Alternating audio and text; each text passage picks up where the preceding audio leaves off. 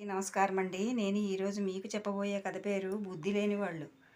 ఒక ఊళ్ళో సుబ్బయ్య, సూరయ్య అని ఇద్దరు శ్రమజీవులు ఉండేవారు. వారిని అందరూ బుద్ధి లేని వాళ్ళు అనేవారు. ఒకసారి సుబ్బయ్య గ్రామాధికారిని కలిసి, అయ్యా, నన్ను అందరూ బుద్ధి లేనివాడు అంటున్నారు కదా, అది నిజమేనా అని అడిగాడు. నేను ఒకటి అడుగుతాను చెప్పు. మా కుటుంబంలో నలుగురున్నారు. ఒకటి నా భార్య, ఇంకొకటి నా కూతురు, మూడోవాడు నా కొడుకు. నాలుగో మనిషి ఎవరు అని గ్రామాధికారి అడిగాడు. తమరు చెప్తేగా నాకు తెలిసేది అన్నాడు సుబ్బయ్య. ఓరి బుద్ధి లేనివాడా, నాలుగో వాడిని నేనే అన్నాడు గ్రామాధికారి. తరువాత సుబ్బయ్య సూరయ్యకు అదే పరీక్ష పెడుతూ, సూరయ్య, ఒకటి అడుగుతాను చెప్పు. మా కుటుంబంలో నలుగురున్నారు.